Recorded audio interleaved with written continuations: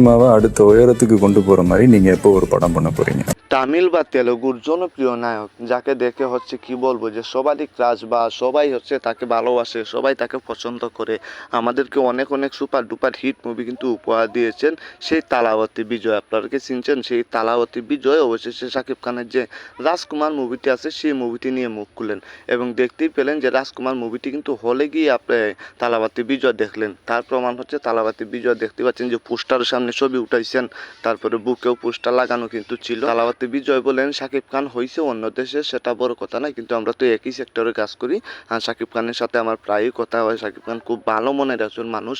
তবে খুব শীঘ্রই শাকিব খানকে হচ্ছে আমি দাওয়াত দিব আমার বাড়িতে, যেহেতু শাকিব খান এখন তুফান মুভির জন্য তার যে দেশে আছে, রামুজি ফিল্ম সিটিতে আছে শাকিব খান এখন। সো হয়তো খুব শীঘ্রই শাকিব খানের সাথে আমি দেখা করব।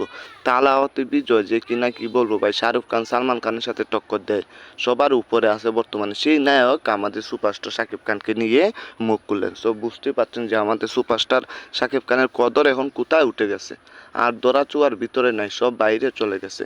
তালাওয়াতি বিজয় নিজেই কিন্তু বললেন যে শাকিব খান আসলে অসাধারণ অভিনয় করে, তার দক্ষতা কি বলবো। শাকিব খান হচ্ছে বাংলার শ্রেষ্ঠ সুপারস্টার, শাকিব খানের পরে আর কেউ কখনো সুপারস্টার হতে পারবেন না, এটা কিন্তু তালাওয়াতি নিজেই তার নিজ মুখে বললেন। শাকিব খানের জন্য শুভকামনা রইল, তার যে মুভিগুলা এর জন্য শুভকামনা দিলেন। হয়তো খুব শীঘ্রই তাদের দুজনকে আমরা একসাথে দেখতে পাবো। সো আপনাদের কাছে এই বিষয়টা কেমন লাগলো একটু কমেন্টে জানিয়ে দিতে পারেন। সো ভালো থাকবেন, সুস্থ থাকবেন, আল্লাহ হাফেজ।